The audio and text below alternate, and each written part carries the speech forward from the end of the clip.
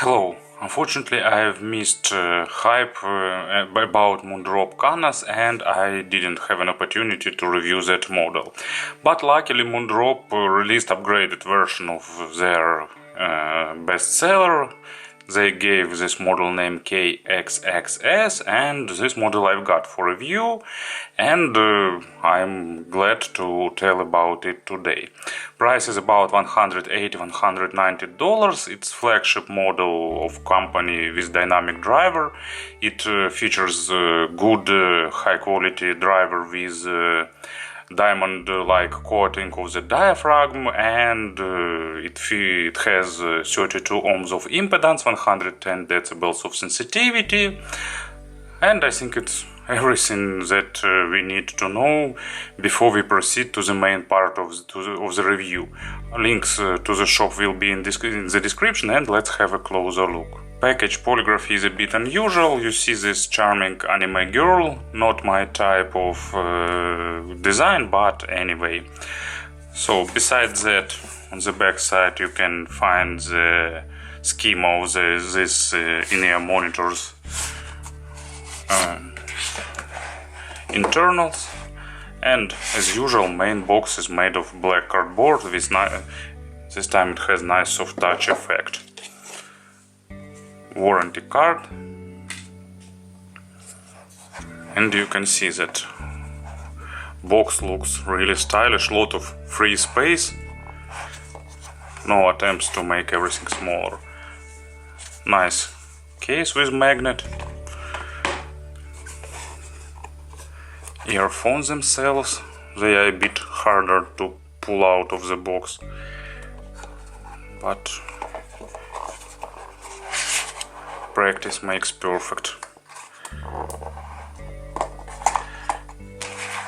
Here they are, and here you will find accessory set. So as you can see, filters and everything that you will need to change them. Cable, carrying pouch, and set of tips with airplane adapter.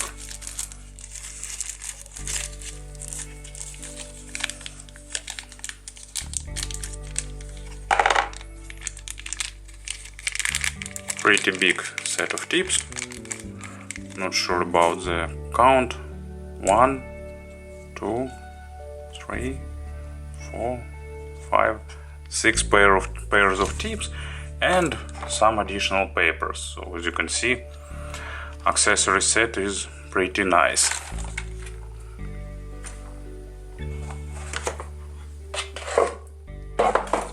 Let me clean the table a little bit.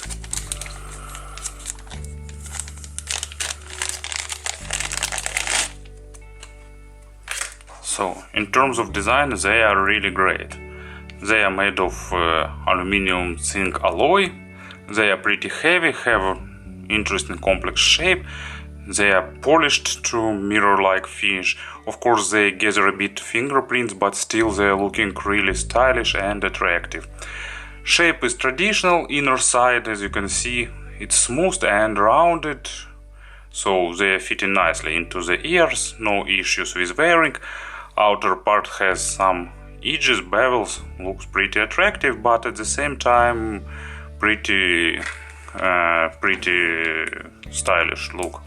Spouts are pretty long, they have nice angle, so they're fitting deep into the ears.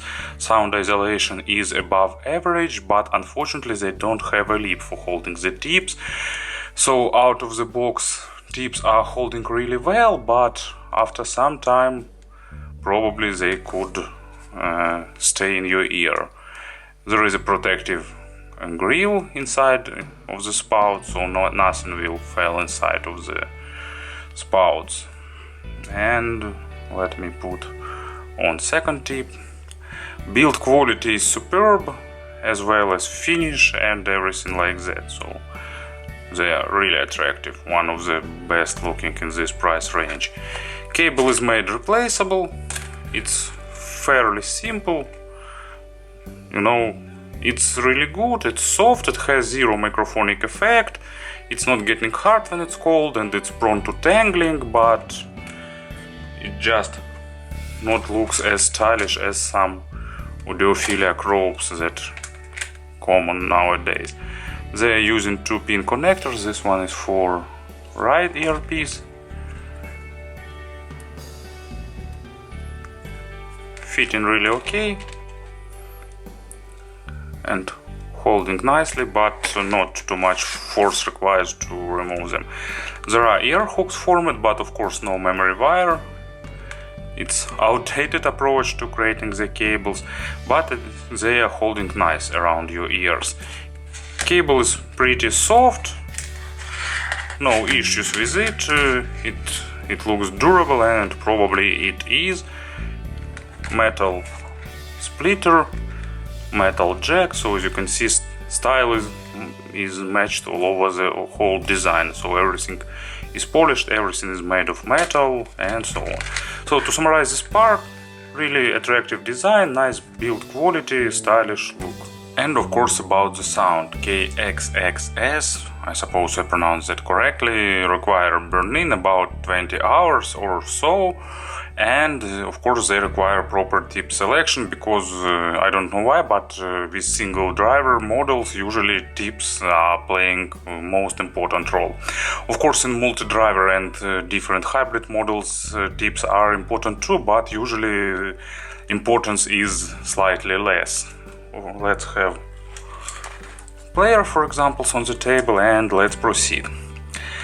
You know, in terms of representation, it's one of the most rightly tuned in-ear monitors. So Moondrop did everything to achieve the most general fitting sound. So they've created V-shaped signature, but not traditional, and just a bit unusual. But let's probably proceed step by step. So bass is a bit accented, but accent is not very big, because usually V-shaped in-ear monitors have more bass accent, and here accent is really polite, and it's just enough to build solid foundation and to add a bit more weight and to add a proper body to the instrument that goes pretty low.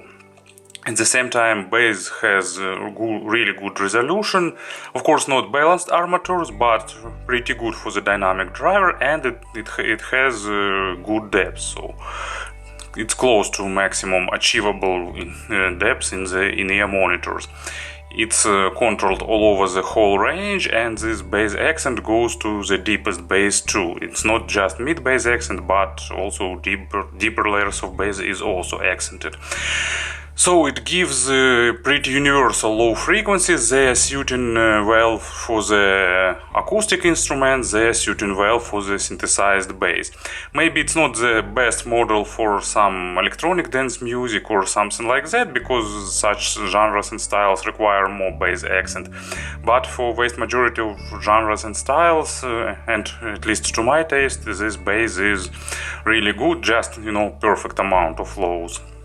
Attacks and decays are a bit faster than they should be, but at the same time it gives additional sense of speed, and it gives really good texturing. So bass is pretty impactful and has nice body.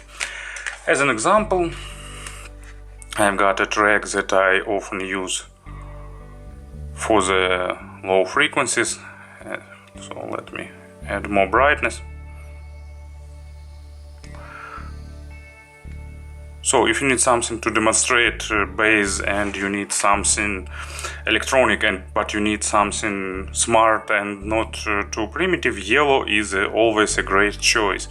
And The Race is one of their best tracks. As usual, it has a nice bass line, not crush your skull type of bass, but engaging and dynamic and lively, and as usual with really good mastering. And at the same time they've got a lot of three-dimensional effects, and with this in-ear monitors it's sounding really engaging, and bass line has enough of weight and enough of presence. But of course it's a matter of taste as usual. Mids are detailed, but they are detailed for the dynamic drivers. Of course, balanced armatures will be even more detailed, but they have good detalization for the dynamic drivers, and also they have a good amount of weight. And it will give you enough of body for the instruments, it will give you enough body for the vocal and everything that is related. They don't try to make accent on the micro detalization, they don't trying to make accent on the macro dynamics. So natural and uncolored representation of the mids, no attempts to make additional wow effect on the, let's say, mids. And on the upper mids they are making starting to make this second peak, so upper mids are accented and they have unusual accent, so frequency response is raised from 2 kHz up to probably 6 kHz or somewhere there. So basically they have elevated upper mids and presence area. And what is important here, it's not regular spiky treble with a lot of spikes and drop downs. It's just elevated from 2 kHz up to 6 and it's totally even. So basically they are a bit treble and upper mid forward, and if you're sensitive to this area you need to listen to them before buying, but at the same time without this spike they sounding really realistic and not harsh, at least to my ears. But let's move back to the mids for some time. Thanks to this accent on the upper mids, they are really clean and clear. They have this additional clarity, additional resolution, and actually additional presence, because presence area is elevated, and they have a nice amount of this accent. It's really realistic. All instruments are highlighted, vocals, especially female ones, are also highlighted. Really nice and probably, let's say, audiophilic tuning in this matter. Imaginary stage is noticeably above average in width and also above average in depth, but depth is a bit less than width, but still really good in three-dimensional positioning. Of course, stage is subjective scene, but for me usually natural and not colored in-ear monitors giving such representation. Actually no, they are not uncolored because they have lows and mids accented, but this accent is done right to my ears. So imaginary stage is really good and they giving me a really nice sense of three-dimensionalness. And as an example, I've got, where is it? So back or forward? Yep, wrong side. So it's Interstellar soundtrack, perfect mix of classical music and ambient. I could select every single track, but I really like mountains and I often use it as an example, and it's really out of this world music. And this sound of the water drops in the beginning, it's sounding really great and realistic in these in-ear monitors. And then when this tune is starting to increase, they starting to more instruments are start playing, and then when this tune came to its climax, it's really sounding really impressive in this in-ear monitors thanks to their balance. And treble, as I've said before, lower treble is accented or presence area, and then they've got recessed treble. So you know, it's a pretty smart move, because usually spike at the 7-8 kHz area, giving additional metal sound to the music, and usually it's the place where most people are sensitive and they have this area recessed, and because of that they sounding pretty realistic. Treble extension is normal, it's not in-ear monitors with extension above 10 kHz, but treble extension is still normal, not superb, but normal. Attacks and decays are a bit slower than they should be, but anyway, resolution on the treble is really nice, and thanks to this accent that they have, treble is sounding really prominent and really crisp, crystal clear. Also, really efficient way of representing the treble, unless you are sensitive to the lower treble accents. And as an example, I've got one of the best ballads in the history of heavy metal. It's Opeth Burden. If you didn't heard it, I really recommend you. Absolutely perfect tune, perfect vocal, great quality of recording. So everything is done really so good that I think that even if you hate heavy metal, you still can enjoy this ballad, because it's just a masterpiece that stands out of any genre frames. I also like here great back vocal, and I like cymbal part here, and they require good treble, of course, and that's why I mentioned this track in regards with these in-ear monitors, because they really shine with this track. So, to summarize sound part, slightly V-shaped signature, but with less accent on the low frequencies than usual, and nice, smartly done accent on the upper mids and presence area. So it's also a smart move not to make spikes in the area from 7 to 9 kilohertz, where everyone is more sensitive. But at the same time, I like this accent from 2 to 6 kilohertz. At least to my taste, it's adding a bit more effect. It's making sound more efficient and more forward.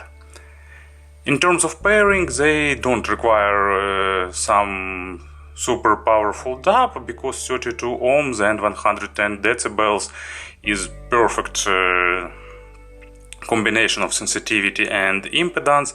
They could be driven with anything that have at least like 50-60 milliwatts for 32 ohms load, but of course 100 to 120 will be perfect. They also don't require super black background, but of course it would be a nice plus, but anyway don't require. So something from mid-range, I think starting from FIO M11 and all other dubs that suiting this price range. Also soon we'll have iBasso DX160, HBR5 and many other models, and they have good potential to use even with flagship models. Maybe not with that top of the line, but at least for these dubs in the $1,000 area. So I really like them with iBasso DX220, for example, especially with AMP9, a perfect combination that adds even more emotions to this in-ear monitors. I really like such combination. I tried some cable rolling, and there is a minor effect, but it's really minor, so I don't think that there is much sense in swapping cable just for sound. But of course, in terms of aesthetic, some more stylish cable can definitely suit them. It's the case when in-ear monitors themselves looks much better than stock cable, just because they are really good. And a few words about comparisons. I will try to compare with few dynamic driver models that I can recall right now, because hybrid and multi-balanced armature models anyway will give a bit different representation, mainly on the mids and on the trebles. They will have usually less body. Of course there could be exceptions, but in general armatures means less body, more resolution, more focus on the micro contrast. Anyway, there are a few really popular models, dynamic driver, that I can name. Of course, number one, it's my traditional reference point, it's Ostri KC09, but they are really different. They are warmer, they have more bass, at the same time they are slower and with a bit less resolution. So just different tuning, more analog and a bit less resolving. Another model in this price range, actually cheaper, but anyway, it's Wizard A15 Pro, codename Gaiden, and another good dynamic drivers with absolutely natural signature. They are also resolving, and they are even a bit more resolving, but at the same time they are drier, and they when I do A/B comparisons, I found that I'm liking this accent that KXXS have. And another model that I'd like to mention, and actually it's the model that is really close to them in terms of sound, it's Campfire Audio Lyra 2. They are natural, dynamic driver, but at the same time, of course, they are more resolving, they are more weighty. Actually, sorry, they are not more weighty.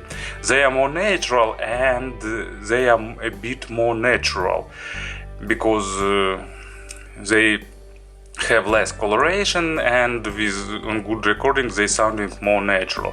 But at the same time, in terms of general perception and representation, they are really close.